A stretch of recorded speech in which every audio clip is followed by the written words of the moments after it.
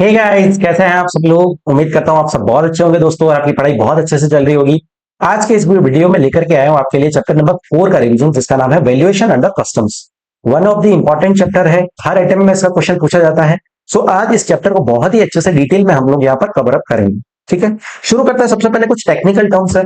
जब भी आप कोई गुड्स को खरीद रहे हो किसी फॉरेन कंट्री से, तो कौन कौन से टेक्निकल टर्म्स यहाँ पर हो सकते हैं। ठीक है, तो सबसे पहले अगर मेरे को कोई गुड्स खरीदना है, ठीक है, और मान लीजिए नेपाल से कोई गुड्स खरीदना है, तो मैं उस मैन्युफैक्चरर जो है, जो नेपाल में रहता है, उसकी फैक्ट्री पे जाकर अगर कोई मैं गुड्स खरीदता हूं, तो वो मुझे कौन से प्राइस में मिलेगा।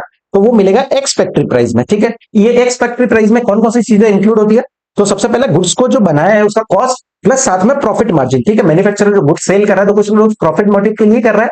सो कॉस्ट प्लस प्रॉफिट को बोलते हैं एक्स फैक्ट्री प्राइस। अगर मैं यहाँ फैक्ट्री के गेट पे आकर के कोई गुड्स खरीद रहा हूं, तो वो मुझे एक्स फैक्ट्री प्राइस में मिल जाएंगे। ठीक है, अब सेकंड, अगर मैं कोई गुड्स को इंपोर्ट करवा रहा हूं, तो क्या होगा, वो गुड्स यहाँ पर फैक्ट्री से लाए जाएंगे पोर्ट पर। ठीक है, तो पोर्ट पर लाने तक का जितना खर्चा होता है उसको बोलते हैं फ्री अलोंग साइड प्राइस। इसमें क्या क्या चीजें इंक्लूड होती है, तो देखो, एक्स फैक्ट्री प्राइस हो गया, प्लस कोई लोडिंग चार्जेस है, यहां से फैक्ट्री में आपने लोड किया होगा, ट्रक में फिर ट्रांसपोर्ट करके लाए हो, सो लोडिंग चार्जेस हो गए, या फिर कोई लोकल टैक्सेस यहाँ पर अगर लग रहे हैं, तो वो सारी चीजें इंक्लूड होगी। और यहां तक लाने का जो कॉस्ट रहता है उसको बोलते हैं फ्री अलोंग साइड प्राइस। ठीक है, अब सेकंड, अब आपने गुड्स यहां पर पोर्ट पर ले आए हो। नेक्स्ट, अब जब भी ये गुड्स को लोड करवाओगे, आप शिप के अंदर लोड करवाना पड़ेगा, तो लोडिंग चार्जेस लगेंगे, प्लस कोई एक्सपोर्ट ड्यूटी अगर आपने पे किया है। ये सारे एक्सपेंसेस कवर होने के बाद इसको बोलते हैं free on board price, FOB जिसको बोलते हैं। ठीक है, सो एफओबी क्या होता है, तो देखो, seller is responsible for loading the goods on ship. मतलब सेलर का जो रेस्पॉन्सिबिलिटी है वो गुड्स को लोड करने तक का रेस्पॉन्सिबिलिटी है शिप में। ठीक है, वहां तक का रेस्पॉन्सिबिलिटी है। अब क्या होगा, गुड्स यहां पर लोड हो गए शिप में, ये शिप यहां पर इंडिया में लेकर के आएगा गुड्स को। तो देखिए, जब भी गुड्स बाहर से लाए जाते हैं, इंपोर्ट किया जाता है, तो फ्रेट का एक एक्सपेंस रहता है, और दूसरा इंश्योरेंस। इतना करोड़ों का सामान आ रहा है, आप गुड्स इंपोर्ट कर रहे हो, तो इंश्योरेंस जो है वो कंपलसरी देता है। सो इस बिटवीन जो भी जर्नी रहता है जहां पर लाया जाता है गुड्स को, तो फ्रेट एंड इंश्योरेंस का एक्सपेंस भी इनकर होता है। सो जब ये गुड्स इंडिया में पहुंचते हैं, इंडियन पोर्ट पे आते हैं, तो वहां पर क्या क्या एक्सपेंसेस होते हैं, तो एफओबी प्राइस हो गया, प्लस इंश्योरेंस प्लस फ्रेट। इसको बोलते हैं कॉस्ट इंश्योरेंस फ्रेट। ठीक है, सो सीआईएफ बोलते हैं। सो जब भी आप कोई गुड्स को इंपोर्ट कर रहे हो, तो आपका असेसेबल वैल्यू जो रहता है वो सीआईएफ वैल्यू ही आपका असेसेबल वैल्यू रहता है। ठीक है, सो अब गुड्स जब आपके इंडियन पोर्ट पे आ गए हैं, आप क्या करोगे, इसको जो है क्लियर करवा के, क्लियर फॉर होम कंजप्शन करा के अपनी फैक्ट्री में ले आओगे। सो ये पूरा इंपोर्ट प्रोसेस है। ठीक है, आपको सारी टर्म्स यहाँ पर समझ में आ गई होगी। पहले क्या देखा, सबसे पहले एक्स फैक्ट्री प्राइस, जो मैन्युफैक्चरर के फैक्ट्री पे जाकर के गुड्स खरीदते हैं, तो वो प्राइस एक्स फैक्ट्री प्राइस होता है। वहां से शिप तक लाने का खर्चा जितना होता है उसको फ्री अलोंग साइड प्राइस बोलते हैं। शिप में लाने के बाद शिप में लोड करना, और कोई भी यहाँ के कोई एक्सपोर्ट ड्यूटी पे किया है, वो सब पे करने के बाद वो जो प्राइस आता है उसको बोलते हैं free on board price, FOB price. उसके बाद गुड्स को इंडिया में लाया जाता है, तो इन बिटवीन कौन कौन से एक्सपेंसेस होते हैं, फ्रेट लगता है और इंश्योरेंस लगता है। उसके बाद वो वैल्यू जो होती है वो बोलते हैं सीआईएफ वैल्यू। ठीक है, और इंडियन पोर्ट पे आने के बाद आप उसको क्लियर करके अपने फैक्ट्री में ला सकते हो। अब देखिए, जब भी आप कोई गुड्स इंपोर्ट कर रहे हो, तो आपका असेसेबल वैल्यू सीआईएफ वैल्यू रहेगा, और जब आप गुड्स को एक्सपोर्ट कर रहे हो, तो आपका असेसेबल वैल्यू एफओबी वैल्यू माना जाएगा। ठीक है, क्योंकि देखिए, जो भी कंट्री गुड्स को बाय कर रही है, तो यहां पर जो है प्रैक्टिस ये है कि जो गुड्स को बाय करता है वो ही यहां पर cost of insurance and freight include करता है अपनी असेसेबल वैल्यू में। ठीक है, जब हम गुड्स को इंपोर्ट कर रहे हैं, तो इंश्योरेंस और फ्रेट हमारी असेसेबल वैल्यू में इंक्लूड होगा। लेकिन जब हम गुड्स को एक्सपोर्ट कर रहे हैं, तो जो भी जिस कंट्री में आप एक्सपोर्ट कर रहे हो, वहां पर इंश्योरेंस और फ्रेट यहां पर इंक्लूड किया जाएगा, और हमारा असेसेबल वैल्यू सिर्फ फ्री ऑन बोर्ड तक ही कहलाएगा। ठीक है, अब एफओबी वैल्यू हमने देख लिया। सीआईएफ वैल्यू क्या होता है, seller is responsible till place of importation. यहां तक, जहां तक आप इंडिया में लेकर के आ रहे हो, यहां तक की रेस्पॉन्सिबिलिटी सेलर की रहती है। दो टर्म्स यहां पर इंपोर्ट का रहता है। अब हमारे को निकालना है कस्टम ड्यूटी। कस्टम ड्यूटी कैसे निकालेंगे, तो देखो, असेसेबल वैल्यू हमारे को इस चैप्टर में कैसे निकालना है वो पता चलेगा। ठीक है, असेसेबल वैल्यू आ गया, उसको हम मल्टीप्लाई करेंगे रेट ऑफ ड्यूटी, कितना ड्यूटी लग रहा है, कौन सी रेट से ड्यूटी लग रहा है। ठीक है, और उसको हम यहां से एक्सचेंज रेट से मल्टीप्लाई करेंगे। देखिए, जब भी आप इंपोर्ट कर रहे हो या एक्सपोर्ट कर रहे हो, तो फॉरेन करेंसी में रहेगा ट्रांजेक्शन, उसको आपको इंडियन करेंसी में कन्वर्ट करना पड़ेगा, तो आपके पास एक एक्सचेंज रेट भी यहां पर चाहिए। तो ये तीन टर्म हमने को पूरा चैप्टर को समझने के लिए, ये तीन टर्म्स को आपको आना जरूरी है। ठीक है, अब सबसे पहले देखते हैं कि रेट ऑफ ड्यूटी क्या होगा। तो यहां पर मैंने बहुत अच्छा चार्ट दिया, ये चार्ट आपके पूरे दिमाग में बैठ जाना चाहिए। ठीक है, सो देखो, जब आप गुड्स को इंपोर्ट कर रहे हो, ठीक है, रेट ऑफ ड्यूटी हमारे को पता लगाना है, जो ये सेकंड टर्म है।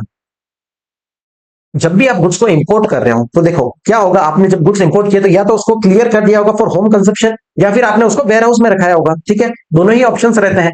अब फर्स्ट केस लेते हैं, जब आपने गुड्स को जो है क्लियर करा है फॉर होम कंजप्शन, तो देखो आपको ध्यान रखना है क्या गुड्स किस किस मोड से आए हैं। अगर एयरक्राफ्ट या व्हीकल के मोड से आए हुए हैं तो उस केस में यहाँ पर रेट ऑफ ड्यूटी क्या होगा, जिस दिन date of filing bill of entry, जिस दिन आपने बिल ऑफ एंट्री फाइल किया है, या फिर date of arrival of vehicle, जिस दिन वो व्हीकल यहाँ पर इंडिया में आया है, विच एवर इज लेटर जो रहेगा वो डेट का आपको रेट ऑफ ड्यूटी लेना है। ठीक है, नेक्स्ट केस, अगर आपका जो गुड्स आ रहे हैं वो वेसल के थ्रू आ रहे हैं, उस केस में क्या देखना है, तो देखो date of filing bill of entry और डेट ऑफ एंट्री इनवर्ड, जिस दिन डेट ऑफ एंट्री इनवर्ड है या फिर बिल ऑफ एंट्री फाइल किया, इन दोनों में से विच एवर इज जो लेटर रहेगा उस डेट का आपको रेट ऑफ ड्यूटी लेना है। नेक्स्ट, अगर आपने गुड्स को क्लियर कराया फ्रॉम वेयर हाउस, आपने गुड्स इंपोर्ट किए थे वो वेयर हाउस में रखाए थे, तो उस केस में जिस दिन आपने वो वहां से क्लियर कराया वेयर हाउस से, x bond bill of entry file किया, वो डेट का रेट ऑफ ड्यूटी आपको लेना रहेगा। ठीक है, so date of filing bill of entry for home consumption, वो रेट ऑफ ड्यूटी ले लेंगे। नेक्स्ट, अगर एक्सपोर्ट का केस है, आप गुड्स को एक्सपोर्ट कर रहे हैं, उस केस में date of let export order, जिस दिन ये ऑर्डर आपको मिला है वो टाइम का रेट ऑफ ड्यूटी आपको लेना है। और इसके अलावा कोई भी अदर केस है, अदर केस में date of payment of duty, जिस दिन आप ड्यूटी का पेमेंट करते हो वही आपको रेट लेना है। क्लियर है, ये आपको चार्ट पूरा समझ में आना चाहिए। ये जो टर्म है ये दोनों काफी इंपॉर्टेंट है, आपको मेजोरिटी क्वेश्चन में देखने को मिलेगा। तो आपको ध्यान रखना है कि कौन से मोड से आप गुड्स को इंपोर्ट कर रहे हो, है ना। अगर एयरक्राफ्ट और व्हीकल है तो date of filing bill of entry और date of arrival of vehicle, whichever later जो रहेगा वो रेट लेना है। और अगर वेसल के थ्रू आ रहा है तो date of filing bill of entry और date of entry inward, whichever later रहेगा वो आपका रेट ऑफ ड्यूटी बन जाएगा। अब हमारा ये टर्म तो क्लियर है, ठीक है, क्योंकि पूरे चैप्टर में अपने को ये तीन टर्म ही समझना है, assessable value, rate of duty और exchange rate. So rate of duty हमारे को पता चल गया कि कौन से दिन का रेट लेना है। नेक्स्ट, अब एक्सचेंज रेट क्या रहेगा, तो देखो रेट ऑफ एक्सचेंज जो है आपको हमेशा रेट नोटिफाई बाय सीबीआईसी लेना है। ठीक है, आरबीआई का रेट नहीं लेना है, हमेशा रेट कौन सा लेंगे, जो सीबीआईसी ने नोटिफाई किया है। अब अगर आप गुड्स को इंपोर्ट कर रहे हो तो इंपोर्ट ऑफ गुड्स में क्या होगा, तो date of filing first bill of entry for warehousing और फॉर होम कंजप्शन, चाहे आपने उन गुड्स को वेयर हाउस कराया है चाहे होम कंजप्शन किया है, जिस दिन आपने first bill of entry file किया उस डेट का आपको यहां पर एक्सचेंज रेट ले लेना है। और कौन सा रेट लेंगे, जो रेट नोटिफाई किया होगा सीबीआईसी ने। ठीक है, अब अगर एक्सपोर्ट का केस है, आप गुड्स को एक्सपोर्ट कर रहे हैं, उस केस में date of filing shipping bill और date of filing bill of export जो रहेगा वो आपको एक्सचेंज रेट ले लेना है। क्लियर है, सो ये दो टर्म्स में आपको कभी गलती नहीं होना चाहिए। मेजोरिटी केसेस आपको इंपोर्ट के देखने के मिलेंगे। ठीक है, सो जब भी इंपोर्ट कर रहे हो तो फर्स्ट बिल ऑफ एंट्री का डेट आपको यहाँ पर उस दिन का रेट ऑफ एक्सचेंज लेना है सीबीआईसी का, और यहां पर रेट ऑफ ड्यूटी क्या लेना है, तो इस चार्ट के अकॉर्डिंगली आप यहां पर आइडेंटिफाई कर लोगे। अब आ जाते हैं असीसेबल वैल्यू पर। ठीक है, हमारे यहां पर दो टर्म्स क्लियर हो गए, एक्सचेंज रेट और रेट ऑफ ड्यूटी। अब आ जाते हैं असीसेबल वैल्यू, जो इस चैप्टर में हमारे को समझना है। जीएसटी के अंदर हमने सेक्शन नंबर 15 देखा था, जो वैल्यू ऑफ सप्लाई की बात करता था। ठीक है, उसमें हमने क्या देखा था कि जो ट्रांजैक्शन वैल्यू होगा वही आपका वैल्यू ले लिया जाएगा, कि जब आपका price is the sole consideration है और buyer and seller not related है। ठीक है, अब 15(1) के अंदर जो है ये ट्रांजैक्शन वैल्यू की बात हुई थी, 15(2) के अंदर इंक्लूजन्स दिए गए थे और 15(3) के अंदर यहाँ पर एक्सक्लूजन्स दिए थे। ठीक है, जिसमें हमने डिस्काउंट देखा था। सो ये हमने जीएसटी के अंदर पढ़ा है। अब कस्टम्स के अंदर सेक्शन 14 डील करता है असेसेबल वैल्यू के लिए। ठीक है, सो हम सबसे पहले इंपोर्ट का यहाँ पर देख रहे हैं। सो इंपोर्ट के केस में क्या बोला है, सेक्शन नंबर 14(1) बोलता है कि ट्रांजैक्शन वैल्यू ही आपका असेसेबल वैल्यू माना जाएगा। ट्रांजैक्शन वैल्यू क्या होता है, तो देखो प्राइस एक्चुअली पेड और payable for the goods when sold for export to India for delivery at the time and place of importation. जब इंडिया में आप जिस दिन लेकर के आए वो टाइम पे आपने जितना एक्चुअली प्राइस पे किया या पेबल है वो आपका ट्रांजैक्शन वैल्यू रहेगा। Where buyer and seller are not related and price is the sole consideration. दोनों ही कंडीशन सेम दिया हुआ है, जो जीएसटी में दिया है यहाँ पर भी सेम है। सो जितना आप एक्चुअली प्राइस पे कर रहे हो वो आपका ट्रांजैक्शन वैल्यू कहलाएगा। अब देखो एक एग्जांपल के थ्रू समस्या है। मान लीजिए मैं कोई गुड्स को इंपोर्ट कर रहा हूं, ठीक है, और हमारा कॉन्ट्रैक्ट था कि मैं यहां पर पेमेंट करूंगा $10,000 का, लेकिन उसके बाद कॉन्ट्रैक्ट हमारा $10,000 का था, फिर हमने नेगोशिएशन किया और प्राइस हो गया $8,000।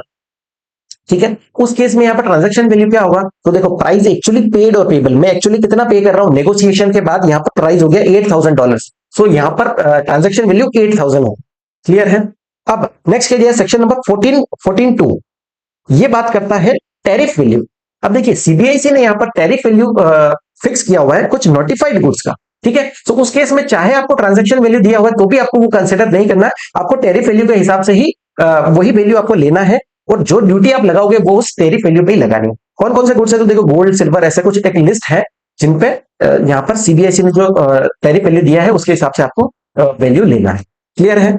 अब देखो, हमारे को सबसे पहले शुरू करते हैं इंपोर्ट के रूल्स के। ठीक है, हमने जीएसटी के अंदर भी रूल्स देखे थे, यहाँ पर भी दिए हुए कस्टम वैल्यूएशन रूल्स। ठीक है, सबसे पहले इंपोर्ट का सारे रूल्स देखते हैं। एक्सपोर्ट के रूल्स जो है वो भी सिमिलर टर्म्स पे ही दिए हुआ है।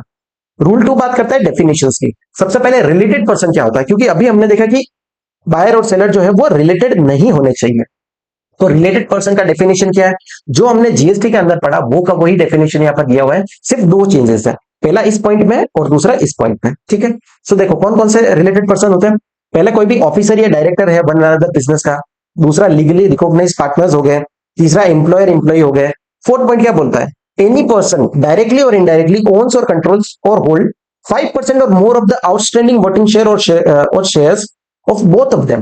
मतलब देखो, मिस्टर ए है जो बी और सी दोनों में ही यहाँ पर मोर देन 5% होल्ड करता है, तो उस केस में बी और सी यहाँ पर रिलेटेड पर्सन हो जाएंगे। ठीक है, अगर ए बी में भी 5% से ज्यादा वोटिंग राइट होल्ड करता है और सी में भी 5% से ज्यादा यहाँ पर वोटिंग राइट होल्ड कर रहा है, उस केस में बी एंड सी रिलेटेड माने जाएंगे।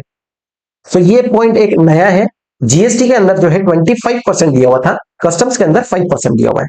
Next, one of them directly और इनडायरेक्टली कंट्रोल्स द अदर, मतलब एक दूसरे को कंट्रोल कर रहा है। अब देखो जीएसटी कस्टम्स के अंदर आपको ध्यान रखना है कि कंट्रोल का मतलब क्या होता है, आप किसी भी कंपनी में 51% या उससे ज्यादा शेयर्स अगर होल्ड कर रहे हो तो वो कंट्रोल माना जाएगा। ठीक है, इसके रिगार्डिंग क्वेश्चन नंबर 1 दिया हुआ है कंपाइलर में, वो इसी की बात करता है कि एक पर्सन दूसरी कंपनी में जो है 30% अपना शेयर्स होल्ड करता है तो वो रिलेटेड पर्सन नहीं माना जाएगी। ठीक है, सो कंट्रोल एस्टेब्लिश करने के लिए एटलीस्ट 51% और उससे ज्यादा का आपको वोटिंग राइट होना चाहिए या इक्विटी उसमें होना चाहिए।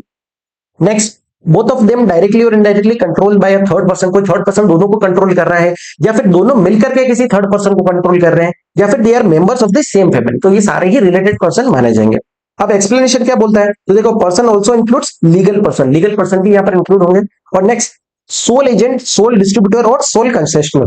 अब हमने देखो जब जीएसटी में पढ़ा था तो ये भी यहाँ पर रिलेटेड पर्सन की डेफिनेशन में ही था। ठीक है, लेकिन कस्टम में क्या बोला है, सोल एजेंट है या सोल डिस्ट्रीब्यूटर है या सोल कंसेशनर है, ये भी डीम टू बी रिलेटेड माने जाएंगे only if they fall with in the above mention criteria. जो हमने यहाँ पर ये क्राइटेरिया देखा है, अगर इसमें फॉल करते हैं तो ही वो रिलेटेड माने जाएंगे, अदरवाइज वो रिलेटेड पर्सन नहीं माने जाएंगे। ठीक है, सो ये दो डिफरेंसेस यहाँ पर थे, पहला ये सोल एजेंट वाला और दूसरा ये 5% वोटिंग राइट होल्ड करने वाला। ठीक है, सो ये रिलेटेड पर्सन का डेफिनेशन हो गया। नेक्स्ट आ जाता है आइडेंटिकल गुड्स, सिमिलर गुड्स। ये ऐसे आपको याद करने की जरूरत नहीं। ठीक है, आइडेंटिकल गुड्स क्या होता है, जो सेम होते हैं इन ऑल रेस्पेक्ट, जैसे कि उसका फिजिकल कैरेक्टर हो गया, क्वालिटी हो गया, रेपुटेशन हो गया, ये सारे सिमिलर होते हैं उनमें, है ना, एक्सेप्ट फॉर माइनर डिफरेंसेस, कुछ माइनर डिफरेंस हो सकते हैं और वो प्रोड्यूस किए जाएंगे इन द सेम कंट्री। ये होते हैं आइडेंटिकल गुड्स। और सिमिलर गुड्स क्या होते हैं, means imported goods which although not alike in all respect, मतलब सेम टू सेम नहीं होते हैं लेकिन लाइक कैरेक्टरिस्टिक्स होते हैं या फिर लाइक कंपोनेंट मटेरियल उसमें यूज किया जाता है वो प्रोडक्ट को बनाने के लिए, या फिर कॉमर्शियली इंटरचेंजेबल होता है, सो इनको बोलते हैं सिमिलर गुड्स। आप चाहो तो एक बार इसको रीड कर सकते हो, ऐसा कोई इंपॉर्टेंट नहीं। अब आ जाते हैं रूल नंबर 3। ये रूल इंपॉर्टेंट है, ये बात करता है determination of value, method of valuation. तो देखो सब्जेक्ट टू रूल 12, रूल 12 के अंदर क्या दिया है, देखो जब भी अगर प्रॉपर ऑफिसर चाहे तो आपका जो वैल्यू है वो यहाँ पर रिजेक्ट कर सकता है। ठीक है, सो वो रूल 12 हम डिटेल में बाद में पढ़ेंगे। So subject to rule 12, the value of imported goods shall be the transaction value adjusted in accordance with provisions of rule 10। मतलब जो ट्रांजैक्शन वैल्यू हमने देखा, प्राइस एक्चुअली पेड और पेबल है गुड्स के लिए, वो ही ट्रांजैक्शन वैल्यू आपका वैल्यू मान लिया जाएगा after adjustment in accordance with provisions of rule 10। Rule 10 के अंदर यहाँ पर कुछ एडजस्टमेंट्स दिए हुए हैं, वो एडजस्टमेंट करने के बाद आपका जो वैल्यू आता है वही आपका असेसेबल वैल्यू मान लिया जाएगा। नेक्स्ट, कुछ कंडीशन दी गई है, the transaction value shall be accepted provided that, कौन कौन सी कंडीशंस फुलफिल होनी चाहिए, तो देखो there is no restriction as to the disposition और use of the goods by the buyer other than the restriction. मतलब देखिए जो भी आप कोई भी गुड्स को इंपोर्ट कर रहे हो तो जो सप्लायर है, जो एक्सपोर्टर है, वो कोई भी रेस्ट्रिक्शन नहीं रह सकता जो गुड्स आपने खरीदे। ठीक है, एक बार गुड्स आपने खरीद लिए फिर आप उसके मालिक हो, आप जो चाहो उस पर कर सकते हो, आप उसको बेचो, आप उसको यूज करो, कुछ भी आप उसका यूज कर सकते हो, कोई भी किसी भी तरह का रेस्ट्रिक्शन यहाँ पर नहीं होना चाहिए। लेकिन ये 3 रेस्ट्रिक्शंस अलाउड होंगे। कौन कौन से अलाउड है, देखो कोई भी रेस्ट्रिक्शंस विच आर इम्पोज और रिक्वायर्ड बाय एनी लॉ और by the public authority in India, मतलब इंडिया की गवर्नमेंट को ये रेस्ट्रिक्शन लगा रही है तो वो यहाँ पर अलाउड होंगे। ठीक है, next, restriction which limit the geographical area. अब देखिए अगर ज्योग्राफिकल एरिया का कोई लिमिटेशन लगाया है, मान लीजिए मैं नेपाल से कोई गुड्स को मंगा रहा हूं या मैं जापान से कोई गुड्स मंगा रहा हूं, तो उस जो एक्सपोर्टर है उसने मुझे बोला कि आप राजस्थान में ही गुड्स बेच सकते हो। ठीक है, तो वो यहाँ पर अलाउड होंगे। ठीक है, नेक्स्ट, सो वो अलग अलग व्यक्तियों को यहाँ पर डीलर्स हैं उसके, राजस्थान में भी है, महाराष्ट्र में भी है, गुजरात में भी है। सो उसने क्या लिमिटेशन लगाया कि आप जो गुड्स है सिर्फ राजस्थान में बेच सकते हो। तो ये रेस्ट्रिक्शन अलाउड है क्योंकि वो उसके दूसरे डीलर्स भी हो सकते हैं हर एक स्टेट के हिसाब से, है ना। सो ये वाला अलाउड है। और थर्ड क्या बोला है, restriction which do not substantially affect the value of the goods, ऐसा रेस्ट्रिक्शन जिससे वैल्यू अफेक्ट नहीं हो रहा है। सो ये तीन रेस्ट्रिक्शन लगा सकता है, अदरवाइज दूसरा कोई भी रेस्ट्रिक्शन यहाँ पर नहीं होना चाहिए डिस्पोजिशन के लिए या फिर यूज करने के लिए। नेक्स्ट कंडीशन क्या दिया है, द सेल और price is not subject to some condition और consideration for which the value can not be determined in respect of the goods being valued. मतलब आप जो भी गुड्स को खरीद रहे हो उसके सेल पे या कितनी प्राइस पे वो बेचोगे, इस तरह का कोई भी कंडीशन यहाँ पर नहीं होना चाहिए। ठीक है, आपने कुछ खरीद लिया, आप अपनी मर्जी से सेल करोगे, आप अपनी मर्जी से प्राइस डिसाइड करोगे।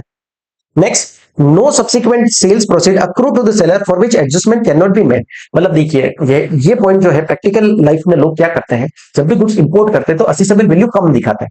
मान लीजिए कि अभी भी गुड्स का असेसेबल वैल्यू $10,000 है, वो क्या करते हैं 2000 की प्राइस दिखाते हैं।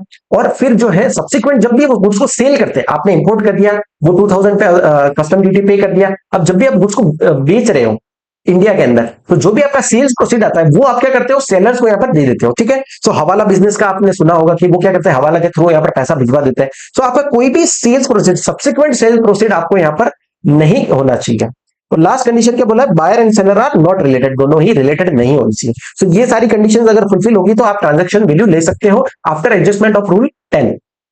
ठीक है, अब नेक्स्ट क्या दिया कि transaction value shall be accepted even if the buyer and seller are related. हमने इसमें सेकंड पॉइंट में कंडीशन देखी थी कि बायर और सेलर रिलेटेड नहीं होनी चाहिए, लेकिन नेक्स्ट क्या बोला कि बायर सेलर रिलेटेड होंगे तब भी हम ट्रांजैक्शन वैल्यू ले लेंगे, प्रोवाइडेड की relationship did not influence the price. मतलब देखो, रिश्ता अपनी जगह है, बिजनेस अपनी जगह है। ठीक है, आपका रिश्ता जो है वो प्राइस को इन्फ्लुएंस नहीं कर पा रहा है। और दूसरा क्या बोला है, value closely approximate value under rule 4, 5, 7, 8। मतलब देखिए, आपने अगर रूल 3 से अगर आपका ट्रांजेक्शन वैल्यू नहीं आता है, असेसेबल वैल्यू आप नहीं निकाल पा रहे हो, तो आप क्या करोगे, रूल 4 पे जाओगे, रूल 5 पे जाओगे, है ना। सो अगर वो मेथड लगाने के बाद भी जो आपका वैल्यू आ रहा है वो अप्रोक्सीमेटली सिमिलर ही है जितना प्राइस दिया है उन्होंने, तो उस केस में आपका ट्रांजेक्शन वैल्यू ही एक्सेप्ट कर लिया जाएगा। Provided that in applying the value used for comparison, due account shall be taken of demonstrate difference in commercial level, quantity level, adjustment respect to rule 10। अगर जो अलग अलग कॉमर्शियल लेवल पे है या अलग अलग क्वांटिटी लेवल पे है, तो आपको उसको एडजस्टमेंट करने के बाद उसको कंपेरेबल लाना पड़ेगा। जब भी ये रूल लगा रहे हो, रूल 5, 7, 8, है ना, और उसके बाद जो वैल्यू है अगर वो कंपेरेबल है, क्लोजली अप्रोक्सीमेटली सेम है, उस केस में आप ट्रांजेक्शन वैल्यू ही ले सकते हो। लास्ट क्या बोला है, अगर वैल्यू आप डिटरमाइन नहीं कर पाते हो अंडर रूल 3(1), जो हमने ट्रांजैक्शन वैल्यू देखा, अगर उसके हिसाब से वैल्यू नहीं डिटरमाइन कर रहे हो, उस केस में आपको जो है सिक्वेंशियली आपको रूल 4 से लेकर के 9 तक लगाना है। ठीक है, सबसे पहले रूल 4 लगाओगे, अगर उससे वैल्यू नहीं आ रहा तो फिर रूल 5 में, फिर रूल 6, फिर रूल 7। तो इस तरह से आप यहां पर लगा सकते हो।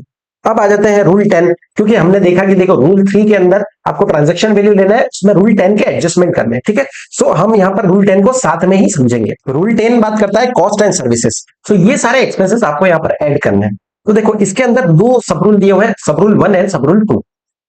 सब रूल 1 बात करता है ऑप्शनल एडिशंस के बारे में। अगर आपको क्वेश्चन में दिया हुआ है तो ही आपको ऐड करना है, अदरवाइज आपको ऐड नहीं करना है। ठीक है, ये समझ लो इस चैप्टर की जान है, आपको बहुत अच्छे से इसको कवर अप करना है। सो 10(1) बात करता है ऑप्शनल एडिशंस के बारे में। 10(2) बात करता है कंपलसरी एडिशंस के बारे में। अब ये चाहे क्वेश्चन में दिया हो चाहे ना दिया हो, आपको यहाँ पर ऐड करना ही है। अगर नहीं दिया होगा तो हम हमारे को यहाँ पर मेथड दिया हुआ है, उसके हिसाब से हम लोग यहाँ पर डिटरमाइन करेंगे, लेकिन वो आपके वैल्यू में ऐड हो। ठीक है, कंपलसरी एडिशंस है। सबसे पहले 10(1) देखते हैं। तो देखो, जब भी आप कंप्यूटेशन के क्वेश्चन सॉल्व कर रहे हो, यहाँ पर वैल्यूएशन निकाल रहे हो, तो आपको हमेशा शुरू करना है एफओबी प्राइस से। हमने देखा एफओबी प्राइस क्या होता है, जब आप गुड्स यहाँ पर इंपोर्ट करा रहे हो तो जब जो FOB free along side price है उसमें एक्सपोर्ट ड्यूटी और लोडिंग चार्जेस मिला करके जो एफओबी प्राइस रहता है, वहां से आपको यहाँ पर सारी कैलकुलेशन करनी है और सीआईएफ वैल्यू तक अपने को आना है, क्योंकि वो हमारा असेसेबल वैल्यू है इंपोर्ट के केस में। ठीक है, सो अगर आपको क्वेश्चन में सीआईएफ वैल्यू दिया हुआ है तो आपको उसमें से फ्रेट माइनस करना है, इंश्योरेंस माइनस करना है और फिर एफओबी पे आना है, और उसके बाद ही आपको एफओबी वैल्यू से ही क्वेश्चन चालू करना है। ठीक है, तो इस बात को आप दिमाग में बिठा लो, जब भी वैल्यूएशन का क्वेश्चन शुरू कर रहे हो एफओबी प्राइस से ही शुरू करना है। क्लियर है। अब 10(1) के अंदर यहां पर 5 क्लोजेस दिए हुए हैं। ठीक है, 1 बाय 1 देखते हैं। देखो पहला क्या दिया है, if these expenses are incurred by the buyer but are not included in the price, अगर बायर ने इनकर किए और प्राइस में इंक्लूड नहीं किया है तो आपको यहां पर ऐड ऑन कर लेना है। कौन कौन से एक्सपेंसेस है? Commission and brokerage except buying commission, मतलब बाइंग कमीशन को छोड़ करके कोई भी तरह का आपने कमीशन पे किया है या कोई भी ब्रोकरेज पे किया है, अब अलग अलग चैनलाइजिंग एजेंट हो गया उसको पेमेंट किया, वो भी यहाँ पर ऐड हो जाएगा। ठीक है, किसी भी तरह का कोई भी नाम से आपको अगर कमीशन दे दे आपको क्वेश्चन में, तो आपको ऐड करना है एक्सेप्ट बाइंग कमीशन। ये जो मैंने लाइट ब्लू कलर में लिखा है ये मतलब समझ लो खतरे की घंटी है। ठीक है, सो बाइंग कमीशन जब भी आ जाए तो मुंह मोड़ लेना है, उसको देखना ही नहीं है, उसको इग्नोर करना है। ठीक है, सो कमीशन एंड ब्रोकरेज आपको ऐड करना है। Next, cost of container. अब देखो आप गुड्स को इंपोर्ट कर रहे हो तो कंटेनर में आएगा, तो जितना कॉस्ट कंटेनर कॉस्ट है वो भी आपको ऐड ऑन करना है। If it is not returnable, अगर रिटर्नेबल है तो आपको इंक्लूड नहीं करना है, अदरवाइज आप कॉस्ट ऑफ कंटेनर भी इंक्लूड कर लोगे। नेक्स्ट, कॉस्ट ऑफ पैकिंग, आपको गुड्स को जो भी पैकिंग किया है, चाहे वो फॉर वेदर फॉर लेबर हो या फिर मटेरियल हो, जो भी पैकिंग का आपने कॉस्ट दिया है वो भी आपको यहाँ पर एड ऑन कर लेना है। सो क्लोज वन के अंदर यहाँ पर 3 पॉइंट्स देखे, commission and brokerage, except buying commission, दूसरा cost of containers if they are not returnable, और थर्ड क्या बोला, cost of packing whether it is for labour और मटेरियल, तीनों ही आपको एड ऑन करने हैं। नेक्स्ट क्या दिया है, assistance by importer to supplier, मतलब इंपोर्टर यहां पर असिस्टेंस दे रहा है सप्लायर को, चाहे फ्री में दे रहा हो चाहे रिड्यूस्ड कॉस्ट में दे रहा हो। सो कौन कौन सी चीजें हो सकती है, देखो पहला दिया है मटेरियल्स, कंपोनेंट्स, पार्ट्स और similar items incorporated in the imported goods. अब देखो मुझे कोई भी गुड्स मैं इंपोर्ट कर रहा हूं, ठीक है, मान लीजिए मैं 1 करोड़ के यहाँ पर गुड्स को इंपोर्ट कर रहा हूं। अब उन गुड्स को बनाने के लिए कुछ मटेरियल चाहिए जो मैंने अपने एक्सपोर्टर को दिया है, तो मैंने क्या किया, मटेरियल असिस्टेंट प्रोवाइड किया है by importer to supplier, supplier को मैंने यहाँ पर दिया है कुछ माल। ठीक है, सो मान लो 50 लाख रुपीस का मैंने उसको मटेरियल प्रोवाइड किया है, तो अब वो जब भी मुझे गुड्स को बेचेगा, है ना, जब भी वो गुड्स मुझे बेचेगा तो वो प्राइस तो एडजस्ट कर देगा, क्योंकि वो मटेरियल जो लाइबिलिटी था वो सप्लायर का था, लेकिन बायर ने यहाँ पर भेजा है, तो इसलिए जो कॉस्ट आपने इनकर किया मटेरियल के लिए, कंपोनेंट के लिए, वो भी आपको यहाँ पर एड ऑन करना है। ठीक है, जो इंपोर्टर ने इनकर किया, अब इंपोर्टर ने जब भेजा है तो चाहे वो फ्री में भेजा हो या रिड्यूस कॉस्ट में भेजा हो, आपको यहाँ पर वैल्यू ऐड करना रहेगा।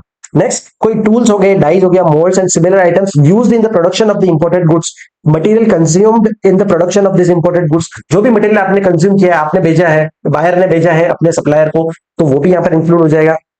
नेक्स्ट, ये पॉइंट इंपॉर्टेंट है, ध्यान से देखना, engineering, development, art work, design work and plans and sketches undertaken elsewhere than in India. मतलब क्या हुआ, कोई भी डेवलपमेंट चार्ज हो गया या इंजीनियरिंग चार्जेस हो गया जो आपने इनकर किया है, वो कहाँ है, undertaken elsewhere than in India, मतलब अगर इंडिया में है तो इंक्लूड नहीं करना है। ठीक है, ये भी खतरे की घंटी है, इसलिए ब्लू कलर में दिया हुआ है, अगर इंडिया में डेवलपमेंट चार्जेस पे किए हैं तो वो इंक्लूड नहीं होगा, अगर आपने किसी फॉरेन कंट्री में दिए हैं तो वो इंक्लूड हो जाएगा। ठीक है, and necessary for the production of the imported goods, कोई भी डेवलपमेंट चार्जेस पे किया, इंजीनियरिंग चार्जेस पे किया, आर्ट वर्क चार्जेस पे किया है, वो अंडरटेकन कहाँ होने चाहिए, कहाँ किया एक्चुअल में, तो वो country outside India, elsewhere than in India, वो आपको इंक्लूड करना है। क्लोज बी क्लियर है। नेक्स्ट आ जाता है क्लोज सी, जो बात करता है royalty and licence fee related to the imported goods that the buyer is required to pay as a condition for sale of the goods being valued, मतलब आपका जो कंडीशन है वो ये कंडीशन है कि आप अगर रॉयल्टी और लाइसेंस फी पे करोगे तभी आप वो गुड्स को सेल कर पाओगे इंडिया में, तो as a condition of sale of goods है, उस केस में आपको रॉयल्टी और लाइसेंस फीस भी यहाँ पर वैल्यू में ऐड कर देना है। Next, value of any part of the proceeds of any subsequent resale और डिस्पोजल और यूज, मतलब कोई भी सब्सिक्वेंट सेल्स प्रोसीड है वो भी यहाँ पर आपको ऐड कर देनी है। एक्सेप्ट क्या बोला है, डिविडेंड, डिविडेंड को छोड़ के कोई भी सेल्स प्रोसीड है वो आपको, अगर आप सब्सिक्वेंट सेल्स प्रोसीड अपने सेलर को दे रहे हो, जो एक्सपोर्टर है उसको दे रहे हो, तो वो भी यहाँ पर आपके वैल्यू में इंक्लूड हो जाएगी। Next, all other payments actually made और to be made as a condition for sale of the imported goods, मतलब देखिए पोस्ट इंपोर्टेशन जो भी एक्सपेंस रहते हैं वो हम वैल्यू में इंक्लूड नहीं करते हैं। ठीक है, क्योंकि हमारा असेसेबल वैल्यू क्या आता है, सीआईएफ वैल्यू, इंडिया में लाने तक का जितना खर्चा है वो हम एसेसेबल वैल्यू में लेते हैं। ठीक है, लेकिन अगर आपने कोई भी ऐसा पेमेंट किया है जो इस कंडीशन पे किया है, condition for sale of goods in India, मतलब वो कंडीशन पे ही गुड्स को सेल कर पाओगे, उस केस में कोई भी पेमेंट किया है तो वो भी यहाँ पर इंक्लूड हो जाएगा। By the buyer to the seller, मतलब बायर पे कर रहा है सेलर को। और क्या बोला है, the buyer to third party to satisfy an obligation of the seller, मतलब देखिए लाइबिलिटी सेलर का था बट बायर ने फुलफिल कर दिया, ये चीज हमने जीएसटी के अंदर भी देखी थी वैल्यूएशन में। ठीक है, कि सप्लायर का लाइबिलिटी है लेकिन बायर पे कर रहा है, तो वो भी यहाँ पर इंक्लूड हो जाएगा। ठीक है, so by the buyer to third party to satisfy an obligation of the seller, so ये सारे आपको चीजें एड ऑन करनी है। ठीक है, सो ये हमने देखे ऑप्शनल एडिशन अंडर रूल 10(1), ये सारे एड ऑन करने के बाद आपके पास आ जाएगा एडजस्टेड एफओबी। ठीक है, ये ऑप्शनल एडिशंस है, अगर क्वेश्चन में दिया हुआ है तो ही आपको एड ऑन करना है। ठीक है, अब आ जाते हैं रूल 10(2) जो बात करता है कंपलसरी एडिशंस। ठीक है, अब देखो चाहे ये क्वेश्चन में गिवन हो या ना हो, these expenses are compulsorily included in the value of imported goods. कौन कौन सी चीजें हैं, तो देखो एफओबी के बाद हम क्या सीआईएफ पे आने के लिए दो चीजें होती है, एक फ्रेट होता है और एक इंश्योरेंस होता है। ठीक है, क्लोज ए बात करता है फ्रेट की, क्लोज बी बात करता है इंश्योरेंस की। सबसे पहले देखते हैं cost of transport, loading unloading and handling charges associated with the delivery of imported goods to to कहा है, to the place of importation, मतलब up to the place of importation तक का जितना खर्चा है, जितना लोडिंग चार्जेस है, ट्रांसपोर्टेशन चार्जेस है, वो सारा ही इंक्लूड होगा। लेकिन एक बार गुड्स इंपोर्ट हो गए, प्लेस ऑफ इंपोर्टेशन पे पहुंच गए, इंडिया में आ गए, उसके बाद आपने कोई ट्रांसपोर्टेशन किया है, आप ट्रांसपोर्ट करके अपने फैक्ट्री में लेकर के जा रहे हो, वो इंक्लूड कभी नहीं होगा। ठीक है, सो ये ध्यान रखना, up to the place of importation, Indian port तक आने तक का जितना फ्रेट है, जितना लोडिंग चार्जेस है, ट्रांसपोर्टेशन चार्जेस है, वो सारा इंक्लूड होगा। क्लियर है, सो ये टू ध्यान रखना, up to the place of importation तक का खर्चा ही आपको एड ऑन करना है। अब देखो अगर एसेटेबल है, दो सिनेरियोस यहां पर दिए हैं, अगर ये फ्रेट का जो कॉस्ट है वो एसेटेबल है, तो उस केस में देखना है आपको क्या वो एयर रूट से आए हैं या वाटर या लैंड रूट से आए हैं। ये आपको ध्यान रखना है कि गुड्स कौन से रूट से आए हुए हैं। ठीक है, अगर एयर रूट से आए हैं तो उस केस में एक्चुअल कॉस्ट जितना दिया है वो, या फिर 20% of the FOB which ever is lower जो है, उतना आपको फ्रेट का कॉस्ट ले लेना है। ठीक है, सो एयर के मोड से अगर आ रहे हैं तो एक्चुअल कॉस्ट और 20% of FOB which ever is lower आपको इंक्लूड करना है। लेकिन अगर वाटर वे से आ रहा है या लैंड रूट से आ रहा है, वेसल के थ्रू आ रहा है, उस केस में जितना एक्चुअल कॉस्ट इनकर किया है वही आपका यहां पर इंक्लूड हो जाएगा। ठीक है, जब आपको वैल्यू दिया हुआ है, एसेटेबल है, क्वेश्चन में दिया हुआ है, उस केस में आपको ध्यान रखना है। एयर के केस में चाहे दिया हुआ है तो भी आपको उसको कंपेयर करना है 20% ऑफ एफओबी से, और विच एवर जो लोअर रहेगा उतना आपको इंक्लूड करना है। लेकिन लैंड और वाटर रूट से आपको जो एक्चुअल दिया है वही आपको ले लेना है। सेकंड केस, अगर एसेटेबल नहीं है, फ्रेट का कॉस्ट जो है वो क्वेश्चन में नहीं दिया गया है, उस केस में आपको 20% ऑफ एडजस्टेड एफओबी जो हमने यहां पर निकाला था, एडजस्टेड एफओबी, उसका आपको 20% ले लेना है। ठीक है, और वही आपका फ्रेट का कॉस्ट हो जाएगा। अब चाहे गुड्स एयर से आए हो, वाटर से आए हो, लैंड रूट से आए हो, कोई भी रूट से आए हो, अगर एसेटेबल ही नहीं है तो 20% ऑफ एफओबी, अगर एसेटेबल है तो आपको एयर रूट और वाटर या लैंड रूट आपको ध्यान रखना है। ठीक है, एयर रूट के केस में यहां पर दिया हुआ है कि एक्चुअल कॉस्ट को आपको कंपेयर करना है 20% ऑफ एफओबी से, और जो लोअर आएगा उतना ही वैल्यू लेना है। देखो यहां पर कंपैरिजन दिया हुआ है, इसलिए मेजोरिटी क्वेश्चन में आपको ये एयर रूट का ही दिया होगा। ठीक है, मेजोरिटी क्वेश्चन में मिल जाएगा आपको भी गुड्स इंपोर्ट कर रहे हो और वो एयर रूट से आए। क्लियर है, अब फ्रेट का क्लियर होगा। नेक्स्ट कॉस्ट ऑफ इंश्योरेंस, देखिए कॉस्ट ऑफ इंश्योरेंस के केस में बहुत ही सिंपल दिया हुआ है, अगर आप क्वेश्चन में यहां पर एक्चुअल एसेटेबल है तो उस केस में एक्चुअल ले लो। ठीक है, अगर क्वेश्चन में दिया हुआ है इंश्योरेंस का अमाउंट उतना ही ले लो, अगर नहीं दिया हुआ है एक्चुअल नॉट एसेटेबल, उस केस में 1.125% ऑफ द एडजस्टेड एफओबी, ये परसेंट आपको याद रखना है, 1.125% ऑफ द एडजस्टेड एफओबी, इतना आपको ऐड कर लेना है। क्लियर है, सो हमारा जब भी क्वेश्चन सॉल्व करोगे तो ये फॉर्मेट मैंने यहां पर दिया हुआ है। देखो क्वेश्चन शुरू करोगे, एफओबी वैल्यू लोगे, उसके अंदर 10(1) के अंदर जो हमने इंक्लूजन्स देखे वो सारे एडजस्टमेंट आप यहां पर करोगे, उसके बाद आ जाएगा adjusted FOB as per customs, उसमें आप क्या ऐड करोगे, एडजस्टमेंट अंडर रूल 10(2). 10(2) के अंदर कौन कौन सी चीजें हैं, दो चीजें, पहला फ्रेट और दूसरा इंश्योरेंस। ये दोनों ऐड करने के बाद आपके पास सीआईएफ वैल्यू आएगा, और सीआईएफ वैल्यू ही आपका असेसेबल वैल्यू होता है इन case of import of goods. Clear है, सो ये फॉर्मेट आपको बनाना है जब भी आप क्वेश्चन सॉल्व कर रहे हैं।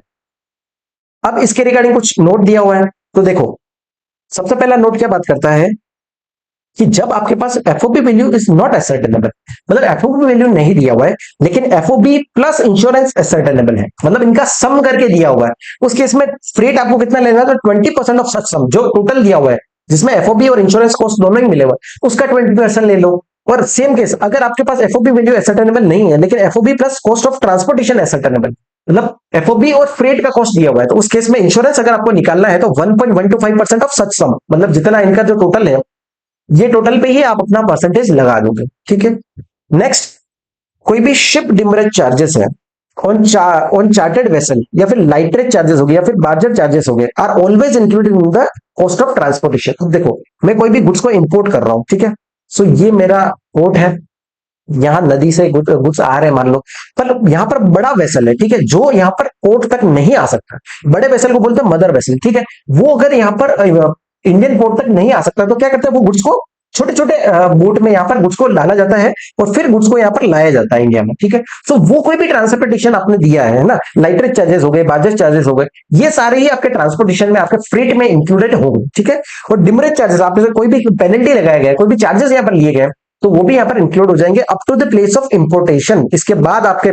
गुड्स आपने इंडिया में ले आओ, इंडियन पोर्ट पे पड़े, उसके बाद कोई डिमरेज चार्जेस है वो इंक्लूडेड नहीं होंगे, ठीक है। Demurrage charges at port is not included, but demurrage charges आपने इन बिटवीन कोई पे किया है वो आपका इंक्लूड हो जाएगा। अब एक चीज जो आपको यहाँ पर गलती हो सकती है, जो खतरे की घंटी है, ये देखो, ये शिप, यहाँ पर शिप लिखा है, शिप डिमरेज चार्जेस। आपको क्वेश्चन में देगा एयर डिमरेज चार्जेस, वो आपको यहाँ पर इंक्लूड नहीं करना है, ठीक है। हमेशा याद रखना शिप डिमरेज चार्जेस ही इंक्लूड होगा, चाहे वो चार्टर्ड वेसल के लिए हो या कहीं किसी और वेसल के लिए हो, ठीक है, आपको इंक्लूड कर देना है। नेक्स्ट, अगर आप कोई भी गुड्स ट्रांसशिपमेंट हो रहा है, मतलब क्या हो रहा है, मैं मान लीजिए मुंबई का हूं, ठीक है, लेकिन गुड्स क्या हुआ, पहले गोवा में आ गए, फिर वहां से गुड्स को लाया जा रहा है इंडिया के अंदर। सो जो भी आपका ट्रांसशिपमेंट के जो खर्चा है, ठीक है, आपने ट्रांसपोर्टेशन का खर्चा किया, लोडिंग अनलोडिंग हैंडलिंग चार्जेस, उस शिप से आप दूसरे शिप में ला करके गोवा से इंडिया मुंबई तक लेकर के आ रहे हो, वो सारे एक्सपेंसेस एक्सक्लूड किए जाएंगे, ठीक है। सो ट्रांसशिपमेंट के केस में जो भी फ्रेट, जो भी आपको पैसा पे करते हो, लोडिंग का, चार्जेस का, ये सारी चीजें एक्सक्लूड करनी है आपको, ठीक है। अब ये देखो 5 पेजेस अभी हमने पढ़े हैं और ये मान लीजिए इस चैप्टर का सबसे इंपॉर्टेंट कॉन्सेप्ट है, ठीक है।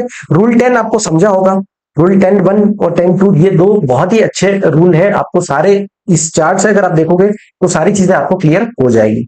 अब आ जाता है नेक्स्ट, इसके रिगार्डिंग एक क्वेश्चन सॉल्व कर लेते हैं सबसे पहले। तो देखो एक क्वेश्चन नंबर 12 यहाँ पर दिया हुआ, ठीक है। ये क्वेश्चन हम लोग एक सॉल्व करते हैं जिससे आपको पता चल जाएगा कि किस तरह से एडजस्टमेंट आपको करने रहेंगे। क्वेश्चन क्या बोलता है, foreign trade international limited has imported one machinery from England, ठीक है, इंग्लैंड से कोई मशीनरी इंपोर्ट किया है। डिटेल्स यहाँ पर दिया है, price of the machine 8000 UK pounds, उसके बाद फ्रेट पे किया है एयर का। अब देखो फ्रेट यहाँ पर दिया हुआ है एयर का, सो आपको ध्यान रखना है एयर के केस में, ईयर के केस में आपको ध्यान रखना है कि एक्चुअल लेना है या फिर 20% ऑफ द एफओपी, दोनों में से जो रहेगा उतना आपको यहाँ पर वैल्यू लेना पड़ेगा, विच एवर लोअर आएगा उतना आपको वैल्यू लेना है, ठीक है। अब नेक्स्ट दिया design and development charges paid in UK, हमने क्या देखा था, paid design and development charges paid elsewhere there in India, मतलब अगर इंडिया में पे किया है तो ऐड नहीं होगा, इंडिया के बाहर कहीं भी पे किया है तो ऐड ऑन हो जाएगा, तो ये 500 ऐड ऑन हो जाएंगे। सो हमारा देखो 8000 ये हो गया, उसमें ये जो एयर का फ्रेट है ये तो हम कंपेयर करेंगे, ये बाद में है, 10(2) का एडजस्टमेंट है, सबसे पहले डेवलपमेंट चार्जेस को यहाँ पर ऐड कर देंगे, सो ये 500 हो गया, ठीक है, 8500 यूके पाउंड हो गया।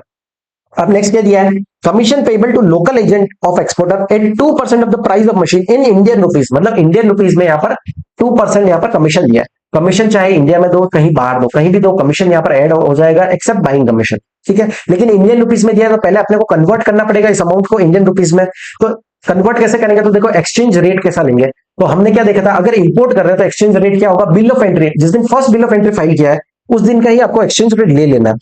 तो first bill of entry, bill of entry हमने कब फाइल किया है, 24 अक्टूबर को, तो इसका सीबीआईसी का रेट आपको ले लेना है 100 रुपीज, ठीक है, ये आपका एक्सचेंज रेट हो जाएगा। और रेट ऑफ ड्यूटी क्या होगा, तो देखो date of filing bill of entry और date of arrival of aircraft, whichever जो लेटर है वो आपका रेट ऑफ ड्यूटी लेगा। इस केस में विचएवर इज लेटर क्या है, ये 24 अक्टूबर को बिल ऑफ एंट्री फाइल किया है और डेट ऑफ अराइवल कितना है 20 अक्टूबर को, विचएवर लेटर कौन सा है 24 अक्टूबर, तो कौन सा रेट लेंगे, बीसीडी यहाँ पर 10% की रेट ले लेंगे, ठीक है। सो दोनों चीजें क्लियर है, रेट ऑफ ड्यूटी क्या है 10% और एक्सचेंज रेट क्या है सीबीआईसी का 100 रुपीज, क्लियर है। अब इस अमाउंट को क्या करेंगे, 8500 को हम यहाँ पर 100 से मल्टीप्लाई करेंगे, तो देखो पहले 800 जोड़ दिया, उसमें design and development charges add किए, 8500 रह गया, उसको 100 रुपीज से मल्टीप्लाई करके इंडियन रुपीज में ले आए। अब इसमें आपको 2% की रेट से आपको यहाँ पर दिया हुआ है कि कमीशन पे किया है, 8000 का 2% कितना होता है, 1% होता है 80 रुपीज, 2% होता है 160 रुपीज, इसको एक्सचेंज रेट 100 रुपीज, मतलब 16000 का यहाँ पर कमीशन पे किया है, सो 16000 भी यहाँ पर एड ऑन कर लेंगे। अब ये जो वैल्यू आएगा ये आ जाएगा हमारा FOB value as per customs, ठीक है। अब इसमें हमारे को रूल 10(2) के एडजस्टमेंट्स करने, फ्रेट और इंश्योरेंस का। फ्रेट का क्या बोला है, तो देखो फ्रेट हमारे को यहाँ पर दिया हुआ था, फ्रेट एयर के थ्रू आया है, तो फ्रेट दिया हुआ है 2500 यूके पाउंड्स, लेकिन हम क्या करेंगे उसको कंपेयर करेंगे किसके साथ, 20% ऑफ एफओबी के साथ, ठीक है। एफओबी हमारे यहाँ पर आ गया 8,66,000, इसका 20% निकालेंगे, विचएवर जो लोअर आएगा उतना ही लेंगे, तो ये विचएवर लोअर यहाँ पर 20% आ रहा है तो इतना फ्रेट ले लिया। उसमें इंश्योरेंस, अब इंश्योरेंस के लिए यहाँ पर क्या दिया हुआ है, insurance charges have been actually paid but details are not available. Details available नहीं है, कोई बात नहीं, हम खुद यहाँ पर एसरटेन कर लेंगे। कैसे करेंगे? तो 1.125% ले लेंगे किसका? एडजस्टेड एफओबी का। एडजस्टेड एफओबी हमारा कितना है? 8,66,000। इसका यहाँ पर 1.125% ले लेंगे। सो ये हमारा इंश्योरेंस भी हो गया। इसको ऐड करने के बाद ये हमारी सीआईएफ वैल्यू आ गई, और सीआईएफ वैल्यू ही हमारा असेसेबल वैल्यू होता है इन case of import of goods. ठीक है, अब उसके बाद तो बहुत ही इजी, आपको कस्टम ड्यूटी निकालना है। तो देखो आपके पास रेट दिया हुआ है 10% बेसिक कस्टम ड्यूटी। सो जो असेसेबल वैल्यू आया है उसका ही 10% यहाँ पर आपको BCD eight the rate of 10% लगा देंगे। ठीक है, अब सोशल वेलफेयर सरचार्ज इस क्वेश्चन में नहीं दिया हुआ है, फिर भी आपको ऐड करना है, चाहे दिया हो चाहे ना दिया हो। जहां बीसीडी लग रहा है उसका सोशल वेलफेयर सरचार्ज आपको एट द रेट ऑफ 10% आपको लगा देना है। ठीक है, सोशल वेलफेयर सरचार्ज 10% इसका लगा देंगे बेसिक कस्टम ड्यूटी का। तो ये आ गया टोटल। अब इसमें आपको जो है जीएसटी लगाना है। जीएसटी का यहाँ पर रेट दिया हुआ है integrated tax at the rate of 12%। सो उतना आपको यहाँ पर टैक्स लगा देना है। ये सारे तीनों चीजें, basic custom duty, social welfare surcharge और इंटीग्रेटेड टैक्स, इन तीनों को मिला के जितना आपने पैसा पे किया है वो आपका टोटल ड्यूटी यहाँ पर आ जाएगा, कस्टम ड्यूटी। ठीक है, सो ये हमारा एक पूरा क्वेश्चन सॉल्व हो गया है। ये जो भी हमने एडजस्टमेंट्स किए हैं उसके रिगार्डिंग आपको नोट भी देना आएगा। ठीक है, आप क्वेश्चन जब भी सॉल्व करते हो ये आंसर आ जाना ही सफिशियंट नहीं है, आपको हर एक एडजस्टमेंट का यहाँ पर नोट देना पड़ेगा। ठीक है, सो आई होप आपको समझा है रूल 10(1) एंड 10(2) के एडजस्टमेंट कैसे करने हैं। अब आ जाते हैं अपने वीडियो पे कॉन्सेप्ट। यहाँ पर रूल 4 एंड रूल 5 देखो। अगर रूल 3 जो हमने देखा, transaction value adjusted in accordance में रूल 10, अगर उसके हिसाब से ट्रांजैक्शन वैल्यू नहीं डिटरमाइन हो रहा, उस केस में क्या करेंगे? हम रूल 4 पे आएंगे। ठीक है, रूल 4 और 5 जो है काफी सेम दिया हुआ है, इसलिए मैंने साथ में दिया है। ट्रांजैक्शन वैल्यू ऑफ आइडेंटिकल और सिमिलर गुड्स। सो देखिए रूल 4 बात करता है आइडेंटिकल गुड्स के लिए, जो हमने देखा था कि सेम होते हैं इन ऑल रेस्पेक्ट, और रूल 5 बात करता है सिमिलर गुड्स, जो सेम नहीं होते बट लाइक कैरेक्टर्स होते हैं उनके। ठीक है, उस केस में क्या होगा? देखो, assessable value shall be the transaction value of identical और similar goods sold for export to India and imported at or about the same time as the goods being valued. वो सेम टाइम पे अगर आपने कोई goods import किए हैं जो कि आइडेंटिकल है या सिमिलर गुड्स है, तो उनका जो ट्रांजैक्शन वैल्यू होगा वही आपको असेसेबल वैल्यू ले लेना है। ठीक है, लेकिन ये ध्यान रखना कि जब भी आप आइडेंटिकल वैल्यू या सिमिलर गुड्स ले रहे हो, तो आइडेंटिकल और similar goods should be sold at the same commercial level and substantially the same quantity. मतलब कमर्शियल लेवल भी सेम होना चाहिए और क्वांटिटी भी लगभग सेम होनी चाहिए। ठीक है, अगर नहीं है, इफ नॉट, तो adjustment to be made for the differences, आपको उसका एडजस्टमेंट करना पड़ेगा क्योंकि उसको कंपेरेबल लाना पड़ेगा। ठीक है, नेक्स्ट, आपका कोई भी फ्रेट या इंश्योरेंस है, ठीक है, adjustment to be made on account of difference in distance and means of transport used for import of identical goods. तो उसका डिफरेंस, जो फ्रेट इंश्योरेंस का डिफरेंस है, वो भी आपको यहाँ पर एडजस्ट करना पड़ेगा। और next, in case of more than one transaction value, मतलब देखिए आपके पास जो आइडेंटिकल गुड्स आपने इंपोर्ट किए हैं या सिमिलर गुड्स इंपोर्ट किए, वो मोर देन वन है। ठीक है, more than one transaction value अगर आपके पास आ गया है, उस केस में क्या करोगे? तो आपको लोवेस्ट वैल्यू लेना है। Lowest value shall B consider. ठीक है, सो ये ध्यान रखना, नियरेस्ट वैल्यू नहीं लेना है, लोवेस्ट वैल्यू लेना है। क्लियर है? रूल 4 एंड रूल 5 क्लियर है? इसके रिगार्डिंग भी देखो एक क्वेश्चन कर लेते तो आपको अच्छे से समझ आ जाएगा। क्वेश्चन नंबर 10 कंपाइलर में दिया हुआ है। अब देखो ये क्वेश्चन में क्या हो रहा है कि आपने जो है 800 मीटर टन का एडिबल ऑयल्स यहां पर इंपोर्ट किया फ्रॉम मलेशिया से। ठीक है, 800 मीटर टन का, और ये क्या कर रहे हैं? Imported by a charitable organisation in India for free distribution to below poverty line citizens. मतलब फ्री डिस्ट्रीब्यूशन के लिए लाए हैं। तो उसने क्या किया है? एक नॉमिनल अमाउंट यहाँ पर चार्ज किया है, $10 पर मेट्रिक टन, मतलब सिर्फ $10 यहाँ पर चार्ज किए हैं for the consignment to cover the freight and insurance. मतलब वो फ्री में मिला है, मतलब आपके पास ट्रांजैक्शन वैल्यू नहीं है। रूल 3 के हिसाब से आप यहाँ पर वैल्यू नहीं डिटरमाइन कर पा रहे हो। उस केस में क्या करोगे? आपको रूल 4 के हिसाब से जाना पड़ेगा, आइडेंटिकल या सिमिलर गुड्स देखने पड़ेंगे। ठीक है, रूल 4 बात करता है आइडेंटिकल गुड्स के लिए। तो यहाँ पर देखो आइडेंटिकल गुड्स का डिटेल दिया हुआ है। ठीक है, इतनी इतनी क्वांटिटी में गुड्स यहाँ पर इंपोर्ट हुए हैं और ये प्राइस यहाँ पर दिया हुआ है। अब देखो हमने क्या देखा था कि वो सेम कमर्शियल लेवल पे होने चाहिए, है ना, और कमर्शियल लेवल भी यहाँ पर सेम होना चाहिए और सब्सटेंशियली सेम क्वांटिटी होना चाहिए। जितना आप कर रहे हो उसके सब्सटेंशियली मतलब आसपास ही होना चाहिए। ठीक है, तो अब यहां पर क्या हो रहा है? अपन इंपोर्ट कर रहे हैं 800 मीटर्स। ठीक है, 800 मीटर टन यहां पर हम लोग इंपोर्ट कर रहे हैं, और यहां पर दिया हुआ है 20 मीटर्स या फिर 100 मीटर टन। सो ये देखो ये कंपेरेबल ही नहीं है ना। सो ये दोनों को आपको काट ही देने, क्योंकि ये कंपेरेबल नहीं है। कंपेरेबल क्या है? 500 हो गया, 900 हो गया, 400 हो गया और 780 हो गया। सो ये कंपेरेबल क्वांटिटी है। सो इनके केस में इनका जो प्राइस है, ये प्राइस में हमारे को देखना है। अब क्या होगा? More than one transaction value हमारे पास आ गया है आइडेंटिकल गुड्स का। जब एक से ज्यादा ट्रांजेक्शन वैल्यू, तो क्या लेना है? लोवेस्ट वैल्यू लेना है। लोवेस्ट क्या है इन सब में? तो देखो 160 रुपीज जो है वो लोवेस्ट वैल्यू है। सो लोवेस्ट वैल्यू के हिसाब से आपको वैल्यूएशन कर देना है। सो 800 मीटर टन को मल्टीप्लाई करेंगे 160 से, तो आपका असेसेबल वैल्यू आ जाएगा। ठीक है, अब उसके बाद क्या करना है, एक बार असेसेबल वैल्यू आपका आ गया, उसके बाद आपको कस्टम ड्यूटी भी निकालना है इस क्वेश्चन के अंदर। तो कस्टम ड्यूटी कैसे निकालेंगे, रेलेवेंट डेट दिया, एक्सचेंज रेट दिया हुआ है, ठीक है, कितना दिया है 70 रुपीज, कोई कंफ्यूजन ही नहीं, तो सीधा 70 से मल्टीप्लाई कर देंगे। सो 160 इंटू 800 मीटर टन हो गया, जो असेसेबल वैल्यू आया उसको 70 से मल्टीप्लाई करके अपन इंडियन करेंसी में ले जाएंगे। उसके बाद बेसिक कस्टम ड्यूटी दिया हुआ है 10%, ठीक है, बेसिक कस्टम ड्यूटी 10% लगाना है। सोशल वेलफेयर सरचार्ज नहीं दिया है, फिर भी आपको 10% ऑफ बीसीडी ले लेना है, वो भी आपका एड ऑन हो जाएगा। और आईजीएसटी के लिए क्या बोला कि ignore integrated tax and GST compensation cess, तो वो आपको इग्नोर करना है। तो कितना हो गया देखो, 800 को मल्टीप्लाई किया 160 से, तो ये वैल्यू आ गया, इसको 70 रुपीज से एक्सचेंज रेट से कन्वर्ट किया, तो इतना आपका अमाउंट आ गया। उसमें 10% आपको बीसीडी लगाया और social welfare surcharge at the rate of 10%। So total custom duty कितना हो गया, 9,85,600, ठीक है, इतना टोटल कस्टम ड्यूटी आपको पे करना है। रूल 4 के जो भी प्रोविजन है यहाँ पर पूरा डिटेल में यहाँ पर समझाना पड़ेगा आपको, ठीक है। सो ये स्टडी मटेरियल का इलिस्ट्रेशन है, अच्छा क्वेश्चन है रूल 4 के हिसाब से।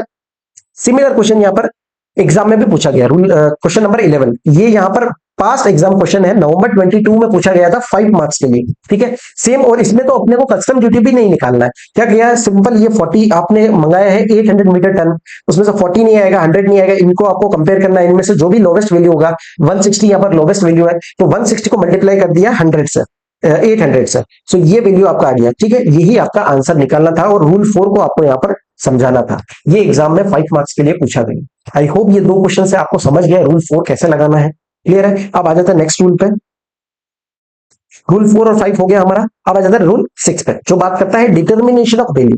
अब देखो ये रूल क्या बोलता है, if the value of imported goods can not be determined under rule 3, 4 and 5, मतलब 3 रूल कौन सा था, जो ट्रांजैक्शन वैल्यू की बात करता है। रूल नंबर 4 बात करता है आइडेंटिकल गुड्स की, रूल नंबर 5 बात करता है सिमिलर गुड्स की। अगर इन रूल्स के हिसाब से आप वैल्यू नहीं डिटरमाइन कर पा रहे हो, उस केस में क्या बोला है, the value shall be determined under rule 7, और when the value can not be determined under rule 7 then rule 8, मतलब आपको सिक्वेंशियली रूल 7 लगाना है फिर रूल 8 लगाना है। ये बात तो नहीं बोलता तो भी हमें पता ही था कि सारे रूल्स जो है हमें सीक्वेंस में जाना है। नेक्स्ट क्या बोलता है, provided that at the request of importer and with the approval of proper officer the order of application of rule 7 and 8 shall be reversed, मतलब देखो अगर प्रॉपर ऑफिसर आपको अप्रूवल कर देता है तो उस केस में रूल 8 आप पहले लगा सकते हो और उसके बाद रूल 7 लगा सकते हो। नॉर्मली आपको सीक्वेंस में ही जाना है, लेकिन रूल 8 यहां पर आप पहले यूज कर सकते हो, रूल 7 बाद में यूज कर सकते हो, ठीक है, अगर आपको प्रॉपर ऑफिसर अप्रूवल दे देता है। यही था रूल नंबर 6। अब आता है रूल नंबर 7। रूल नंबर 7 बात करता है डिडक्टिव वैल्यू। अब देखो डिडक्टिव वैल्यू क्या है, मान लीजिए हम असेसेबल वैल्यू नहीं निकाल पा रहे, तो उस केस में डिडक्टिव वैल्यू मतलब तो आपको लेस करते हुए पीछे आपको जाना है। कैसे, देखो मैंने कोई भी गुड्स यहाँ पर इंपोर्ट किया, ठीक है, ये मेरा पोर्ट का गुड्स आ गया, लेकिन यहाँ पर मैं वैल्यू नहीं डिटरमाइन कर रहा हूँ। अब ये गुड्स मैं इंडिया में लाया हूँ, अब ये मैं गुड्स में जो है इंडिया में यहाँ पर सेल करूंगा, ठीक है। तो जो प्राइस पे मैंने गुड्स को सेल किया है, ये यहाँ पर मैं जब गुड्स इंडिया में सेल कर रहा हूँ तो मेरे पास सेलिंग प्राइस रहेगा, उसमें से मुझे माइनस करते जाना, जो इन बिटवीन जितना खर्चा लगा है, आपने यहाँ पर इंडियन पोर्ट पे आया, वहां से आप गुड्स अपनी फैक्ट्री में लेके आए हो, ट्रांसपोर्टेशन का खर्चा होगा, उसके बाद आपने कोई भी प्रॉफिट यहाँ पर आप कोई एड ऑन करोगे, ठीक है, क्योंकि आप गुड्स बेच रहे हो तो प्रॉफिट मोटिव के लिए कर रहे हो, प्रॉफिट आपने ऐड किया वो भी आपको लेस करना है, कोई जनरल एक्सपेंसेस इनकर किए वो भी आपको लेस करना है, और यहां से आपको बैकवर्ड कैलकुलेशन करते हुए यहाँ पर कॉस्ट पे आना है up to the place of importation, ठीक है। सो बैकवर्ड कैलकुलेशन कैसे करेंगे, तो देखो सबसे पहले आपको लेना है unit price at which imported और आइडेंटिकल और similar goods imported are sold in greatest aggregate quantity. मतलब देखिए जितना ग्रेटेस्ट क्वांटिटी, मान लीजिए मैंने 10,000 मीटर्स का यहाँ पर 10,000 केजीज में मैंने कोई भी गुड्स को इंपोर्ट किया है, तो उस केस में एक व्यक्ति को मैं यहाँ पर 500 केजीज में सेल कर रहा हूँ, दूसरे को मैंने 1000 केजीज सेल किया है, और तीसरे को मैंने यहाँ पर 8000 केजीज सेल किया है, ठीक है। तो उस केस में जितना ग्रेटेस्ट क्वांटिटी है वो आपको वैल्यू लेना है, उसको कितना प्राइस आपने चार्ज किया है, ठीक है, वो वैल्यू आपको यहां पर कंसीडर करना है। So greatest aggregate value to the unrelated buyer at or about the time at which the declaration for determination of value is presented. So जितने प्राइस में आपने उसको सेल किया है वो प्राइस लेना है, उसमें से लेस क्या करोगे, तो देखो कोई भी कमीशन अगर आपने पे किया है वो लेस करना है, profit and general sales expenses, कोई भी सेल्स एक्सपेंसेस आपने कवर यहाँ पर इंकर किए वो भी आपको लेस करना है।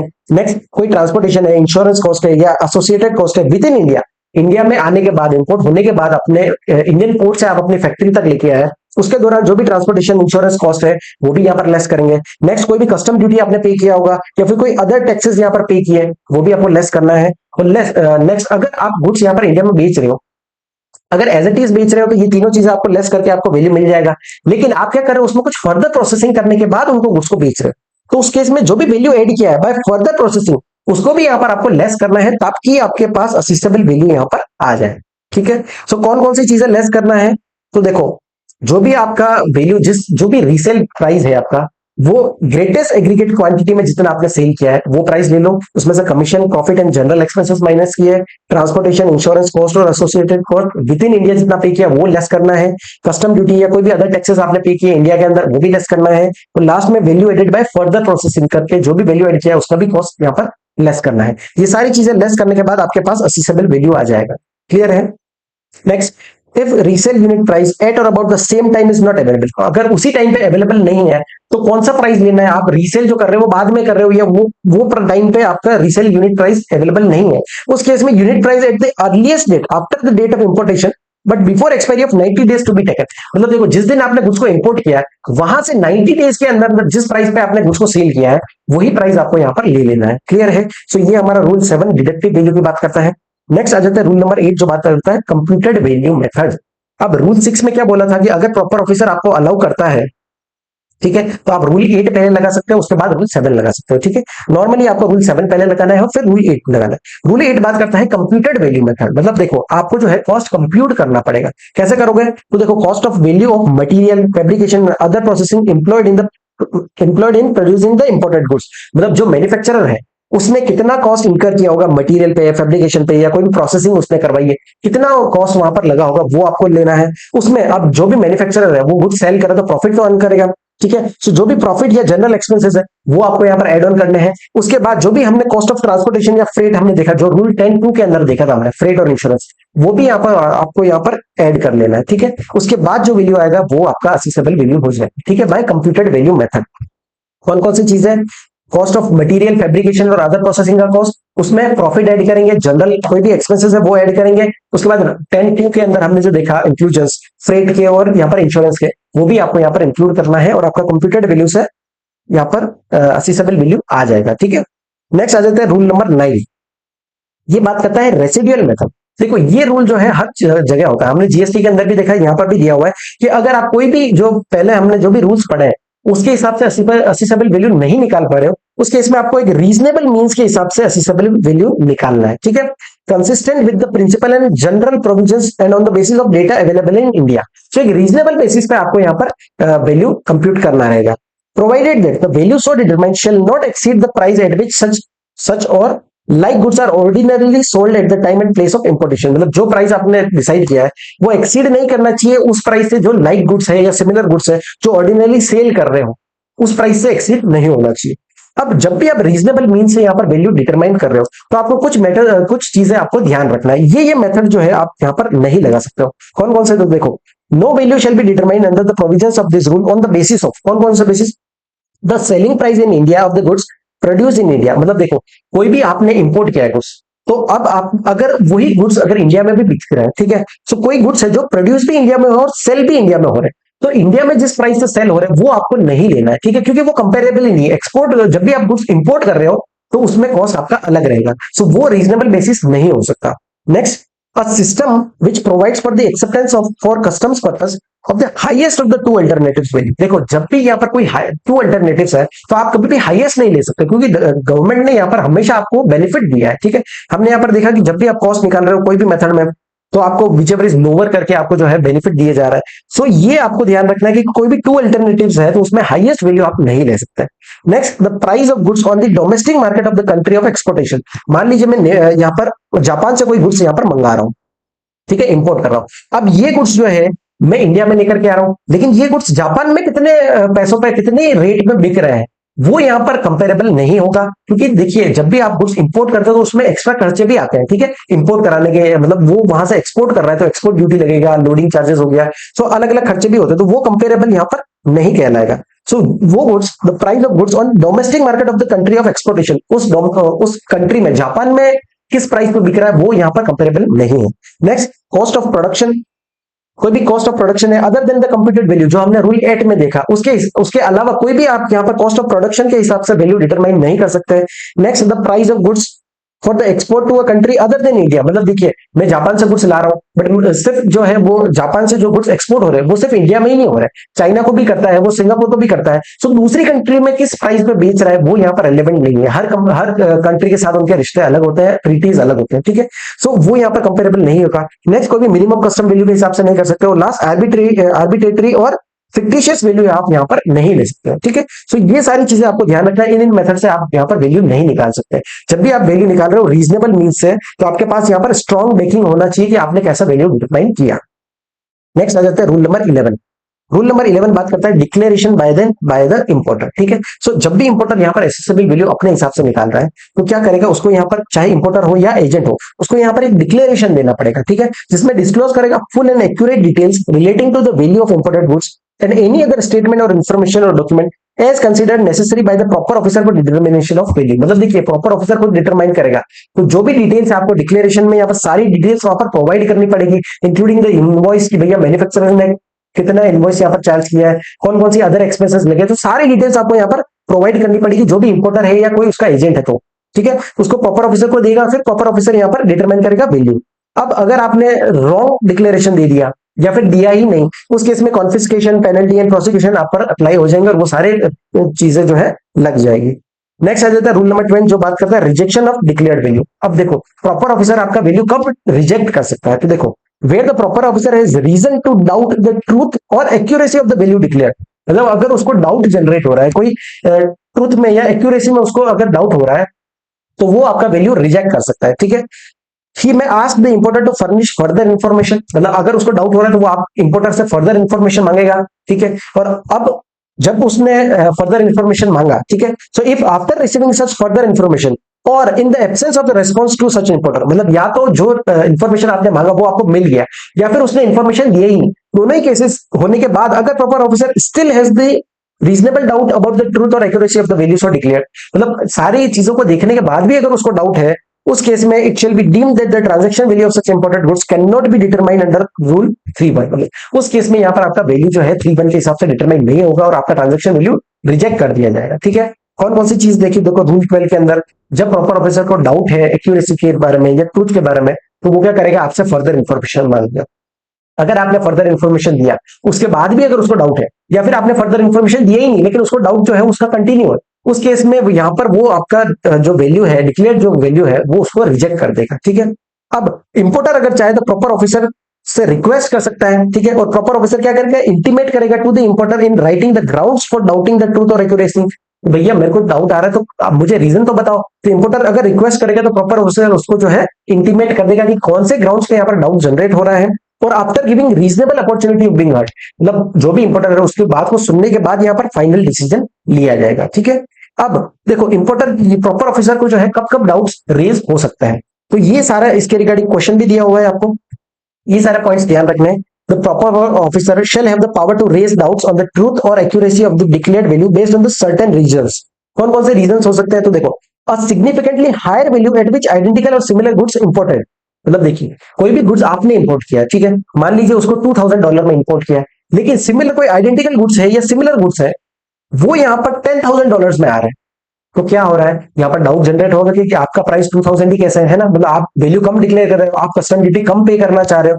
तो यहाँ पर अगर सिग्निफिकेंटली हायर वैल्यू है एट विच आइडेंटिकल और similar goods imported at or about the same time in comparable quantity and in comparable commercial transactions, तो उस केस में आपको यहाँ पर सिग्निफिकेंट डाउट, हायर वैल्यू है तो डाउट हो सकता है। Next, sales involve abnormal discount or abnormal reduction from the ordinary competitive price, मतलब आपको कोई एक्सेसिव डिस्काउंट दे दिया है तो उस केस में डाउट जनरेट हो सकता है। Next, sales involve special discounts limited to exclusive agents, अगर स्पेशल डिस्काउंट है तो भी हो सकता है। मिस डिक्लेरेशन दिया है आपने गुड्स का इन parameter such as description, quantity, quality, या आपने मिस डिस्क्रिप्शन डिक्लेरेशन दिया है, या फिर non declaration of parameter such as brand, grade, specification, उस केस में भी डाउट हो सकता है। लास्ट क्या बोला है, द फ्रॉडुलेंट और मैनिपुलेटेड डॉक्यूमेंट्स, अगर ये सारे केसेस होते हैं उस केस में प्रॉपर ऑफिसर को यहाँ पर डाउट हो सकता है और वो आपका ट्रांजेक्शन वैल्यू रिजेक्ट कर सकता है। क्लियर है। आप देखो, एक सर्कुलर दिया हुआ है यहाँ पर बहुत अच्छा, जो बात करता है determination of assessable value in case of sale of warehouse goods before being cleared for home consumption. अब देखो हमारे पास यहाँ पर एक ऑप्शन रहता है, जब भी गुड्स को इंपोर्ट करते हो, मान लीजिए ये यहाँ पर इंडियन पोर्ट है, मैंने गुड्स को इंपोर्ट किया है, तो चाहे या तो मैं गुड्स को directly clear for home consumption करा सकता हूँ, अपनी फैक्ट्री में ला सकता हूँ, या फिर यहाँ वेयर हाउस में जो कस्टम्स का वेयर हाउस रहता है वहां पर गुड्स को मैं रखवा सकता हूँ। ठीक है, अब यहाँ क्या हो रहा है, अगर मैंने गुड्स जो है वेयर हाउस में रखे हैं और वहीं से मैं गुड्स को सेल कर देता हूँ, मतलब मैं home clear for home consumption नहीं किया है, वेयर हाउस से ही मैंने गुड्स को सेल कर दिया है, उस केस में क्या किस वैल्यू पे यहाँ पर जो है इंपोर्ट ड्यूटी लगाया जाएगा, ये क्वेश्चन है। ठीक है, सो देखो अगर मान लीजिए मैंने यहाँ पर 1000 रुपीज में गुड्स को मंगाए थे जब इंपोर्ट किया था, ठीक है, और मैं यहाँ पर सेल कर रहा हूँ वेयर हाउस से ही, जिसको बोलते हैं बॉन्ड टू बॉन्ड ट्रांसफर। ठीक है, सो मैं वेयर हाउस से ही गुड्स को सेल कर रहा हूँ, अब मान लीजिए सेल कर रहा हूँ 1200 तक, तो उस केस में यहाँ पर कस्टम ड्यूटी कितने पे लगेगा, तो देखो जीएसटी के पर्पज से यहाँ पर 1200 रुपीज जो है वो वैल्यू कहलाएगा, और इस असेसेबल वैल्यू पे यहाँ पर आईजीएसटी लगेगा। ठीक है, सो जीएसटी एक्ट और कस्टम टैक्स यहाँ पर जो है डिफरेंट चलता है। जीएसटी के हिसाब से जिस जो आपका सेल प्राइस है, जितने पे आपने सेल किया है उस पे यहाँ पर जीएसटी लगेगा। ठीक है, सो आईजीएसटी लगेगा ये 1200 का, लेकिन कस्टम ड्यूटी कितने पे लगेगा, तो कस्टम ड्यूटी यहाँ पर 1000 पे लगेगा। ठीक है, सो ये आपको ध्यान रखना है। The price at which the imported goods are sold after warehousing them in India do not qualify to be a transaction value। मतलब आपने इंडिया में लाने के बाद जिस प्राइस पे बेचा है वो ट्रांजैक्शन वैल्यू नहीं कहलाएगा। ठीक है, तो ये 1200 जो है ये ट्रांजैक्शन वैल्यू नहीं कहलाएगा। For the purpose of customs आपको 1000 रुपीज पे ही यहाँ पर कस्टम ड्यूटी पे करना पड़ेगा। लेकिन आपको अगर आईजीएसटी पे करना है तो आईजीएसटी आप किस पे पैसा पे कर सकते हो, जो भी आपका लास्ट ट्रांजेक्शन वैल्यू है, जितने पे आपने सेल किया है, या फिर the initial import value which ever जो हायर रहेगा उस अमाउंट पे जो है आप इंटीग्रेटेड टैक्स आईजीएसटी आपका पे कर सकते हैं। ठीक है, ये सर्कुलर दिया हुआ है यहाँ पर। अब आ जाते हैं नेक्स्ट, एक्सपोर्ट वैल्यूएशन रूल्स। जो हमने इंपोर्ट में देखा वही सिमिलर यहाँ पर एक्सपोर्ट के लिए भी दिया हुआ है। एक्सपोर्ट के रिगार्डिंग क्वेश्चन आने के चांसेस बहुत ही कम है, मेजरली चांसेस है आपसे इंपोर्ट के रूल्स यहाँ पर पूछे जाएंगे, जिसमें भी रूल 10(1) एंड 10(2) के जो एडजस्टमेंट है वो सबसे ज्यादा इंपॉर्टेंट। ठीक है, अब एक्सपोर्ट वैल्यूएशन रूल भी हम एक बार देख लेते हैं। सबसे पहले बोला है रूल नंबर 3 जो बात करता है determination of method of valuation. Rule number 3 क्या बोलता है कि देखो आपका जो एक्सपोर्ट जो भी गुड्स कर रहे हो तो उसका जो ट्रांजैक्शन वैल्यू होगा वही आपका असेसेबल वैल्यू मान लिया जाएगा। ठीक है, और अगर आप बायर और सेलर रिलेटेड है तो ट्रांजैक्शन वैल्यू कब माना जाएगा, जब उनका relationship do not influence the price, मतलब रिश्ता जो है वो प्राइस को अफेक्ट नहीं कर रहा है, उस केस में चाहे रिलेटेड है तो फिर ट्रांजैक्शन वैल्यू ले लिया जाएगा। ठीक है, अब अगर आप रूल 3 के हिसाब से वैल्यू डिटरमाइन नहीं कर पा रहे हो उस केस में आपको रूल 4 से लेकर के 6 तक सिक्वेंशियली फॉलो करना है। पहले रूल 4 फॉलो करेंगे, फिर उससे नहीं आया तो 5, फिर उसके नहीं आया तो 6। ठीक है, रूल 4 बात करता है कि भैया जब आप गुड्स को एक्सपोर्ट कर रहे हो based on the transaction value of goods of like kind in quality exported at or about the same time to other buyers, मतलब like kind in quality का कोई भी गुड्स है वो जिस प्राइस पे सेल हो रहा है वो वैल्यू हम यहाँ पर उसका ट्रांजैक्शन वैल्यू ही हम यहाँ पर असेसेबल वैल्यू ले लेंगे। ठीक है, लेकिन ध्यान रखना जब भी गुड्स एक्सपोर्ट कर रहे हो तो डेस्टिनेशन कंट्री जो है वो सेम होना चाहिए। ठीक है, और in its absence another destination country imported importation adjusted in accordance with the provisions of rule सब रूल 2, मतलब अगर किसी और कंट्री में एक्सपोर्ट कर रहे हैं तो उस केस में आपको एडजस्टमेंट करने पड़ेंगे, उसके बाद जो है आप यहाँ पर लाइक काइंड एंड क्वालिटी का वैल्यू ले सकते हैं। In determining the value of export good under sub rule 1 P O shall make such adjustment as appear to him reasonable. Proper officer को जो भी एडजस्टमेंट रीजनेबल लगता है वो यहाँ पर लगा सकता है और उसके बाद यहाँ पर असेसेबल वैल्यू निकाल सकता है। नेक्स्ट आ जाता है कंप्यूटेड वैल्यू मेथड। सेम जो हमने इंपोर्ट में देखा, क्या करेंगे, वैल्यू डिटरमाइन अगर रूल 4 से नहीं हो रही तो कंप्यूटेड वैल्यू लगाएंगे। उसमें क्या क्या देखेंगे, cost of production, manufacture, processing for export good, जितना आपका प्रोडक्शन का कॉस्ट लगा है उसमें कोई भी चार्जेस है फॉर डिजाइन एंड ब्रांड वो भी आपको ऐड करने हैं, और कोई भी प्रॉफिट आप यहाँ पर प्रॉफिट जो रखा है मार्जिन वो भी आपको यहाँ पर ऐड करना है। सो आपको पूरा वैल्यू आपको कंप्यूट करना है कि आपका कितना है, जितना आपने गुड्स को प्रोड्यूस करने में पैसा खर्च किया प्लस जितना प्रॉफिट मार्जिन है वो इंक्लूड करके आपका वैल्यू यहाँ पर आ जाएगा। नेक्स्ट आ जाता है रेसिडुअल मेथड जो रूल 6 बात करता है। ये क्या है कि अगर आप रूल प्रीसीडिंग जो भी रूल हमने देखे उसके हिसाब से अगर आप वैल्यू डिटरमाइन नहीं कर पा रहे उस केस में रीजनेबल मींस के हिसाब से आपको वैल्यू यहाँ पर डिटरमाइन करना है, जो कि कंसिस्टेंट हो with the principles and general provisions of this rule, provided that local market price of the export goods may not be the only basis for determining the value of export goods। मतलब जो भी India में मैंने कोई goods बनाया अब वो goods को मैं इंडिया में कितने प्राइस पे बेच रहा हूँ वो यहाँ पर मैटर नहीं करता, वो आपका ओनली बेसिस नहीं होना चाहिए। ठीक है, क्योंकि इंडिया में जब बेच रहे हो तब बात अलग है, और जब आप एक्सपोर्ट कर रहे हो तो आपको एडिशनल एक्सपेंसेस भी इनकर करना पड़ता है। ठीक है, सो रीजनेबल बेसिस जब भी लगा रहे हो तो आपको ध्यान रखना है कि आपका ओनली बेसिस ये नहीं होनी चाहिए कि वो गुड्स जो है वो इंडिया में कितने में बिक रहा है। क्लियर है, अब रूल 7 क्या बात करता है, वही same declaration by the exporter. तो यहाँ पर एक्सपोर्टर जो है डिक्लेरेशन देगा, उसके हिसाब से वैल्यू डिटरमाइन कर लिया जाएगा। और रूल 8 बात करता है रिजेक्शन ऑफ डिक्लेयर वैल्यू, मतलब प्रॉपर ऑफिसर अगर चाहे वैल्यू डिक्लेयर कर सकता है। ये सेम प्रोविजन, ये similar provision as under import rule. जो हमने इंपोर्ट रूल के अंदर देखा, सेम यहाँ पर प्रोविजन दिया हुआ है। अब नेक्स्ट आ जाते हैं यहाँ पर सेक्शन नंबर 19। ये बात करता है special provisions for classification of sets of article and accessories. अब देखिए, कोई भी आप गुड्स को इंपोर्ट कर रहे हो, वो सेट में आ रहा है, मतलब आर्टिकल और उसकी एसेसरीज जो है वो सारी कंबाइन करके कोई किट में आप कोई भी गुड्स को ला रहे हो, ठीक है। मान लीजिए कोई भी किट है जिसमें 5 प्रोडक्ट्स यहाँ पर है, ठीक है।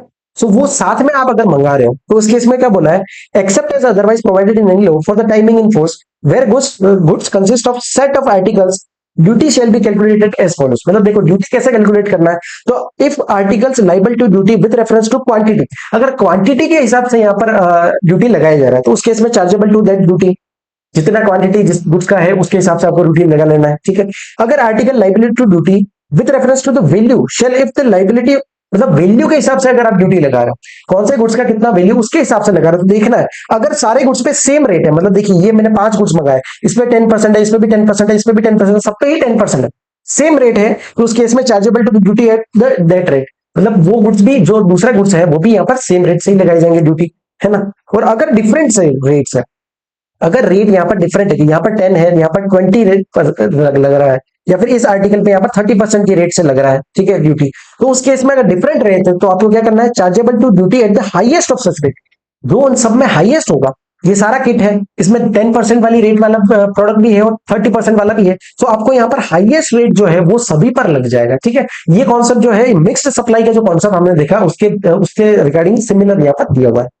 नेक्स्ट, अगर article not liable to duty, अब देखो ये किट है, ठीक है, ये किट है, इसमें 4 प्रोडक्ट्स है, इसमें से 3 प्रोडक्ट्स जो है उस पर यहाँ पर ड्यूटी लग रहा है, और ये एक प्रोडक्ट जो है ये एग्जाम्प्ट है।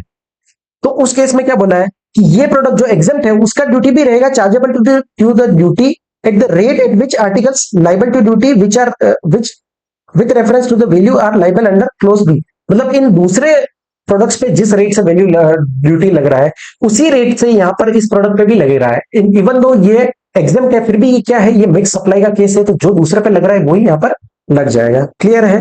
अब देखो सेम ड्यूटी लग जाएगा अगर वो साथ में है, ठीक है। अगर इंपोर्टर प्रोड्यूस कर देता है evidence to the satisfaction of proper officer or the evidence is available regarding the value of any article liable for different rates of duty, अगर ऐसा एविडेंस यहाँ पर इंपोर्टर प्रोवाइड कर देता है, उस केस में ड्यूटी जो है सेपरेटली यहाँ पर लगा दी जाएगी। नॉर्मली अदरवाइज जो है सेम रेट से ड्यूटी लगाना है। अब देखो कोई भी गुड्स मैं इंपोर्ट कर रहा हूं, वो उसके साथ कोई दूसरा गुड्स भी आ रहा है, मान लीजिए मैं लैपटॉप इंपोर्ट कर रहा हूं, उसके साथ चार्जर भी आ रहा है, ठीक है। तो अगर वो गुड्स जो है वो compulsory supplied along with that article, मतलब अगर वो नेचुरली बंडल है साथ में ही सप्लाई किया जाता है, लैपटॉप है उसके साथ चार्जर आता ही है, उस केस में दोनों पे ही जो है वो सेम रेट ऑफ ड्यूटी यहां पर लगाया जाएगा। क्लियर है, दोनों को सेम माना जाएगा, इवन तो वो उसकी एसेसरीज है लेकिन सेम माना जाएगा क्योंकि वो सप्लाई किया जा रहा है along with that article, so same rate of duty यहां पर लगाया जाएगा।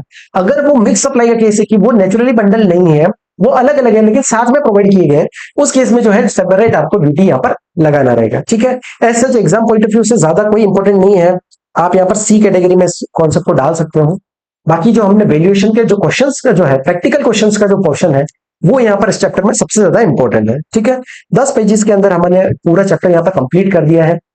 देखो इस चैप्टर को आप जितना भी समझ लो, जब तक आप क्वेश्चन सॉल्व नहीं करोगे आपको इस चैप्टर पर ग्रिप नहीं आएगा, ठीक है। सो यहाँ पर कंपाइलर में मैंने बहुत अच्छे अच्छे क्वेश्चन दिए हुए हैं। सो इस चैप्टर के जितने क्वेश्चन हो सके आप ज्यादा से ज्यादा क्वेश्चन का प्रैक्टिस कीजिए, वो आपको इस चैप्टर पे ग्रिप आएगा और इस चैप्टर से जो है आपको अच्छे मार्क्स स्कोर हो जाएंगे। सो आई होप ये वीडियो आपको अच्छा लगा होगा। आज के लिए इतना ही, थैंक यू सो मच।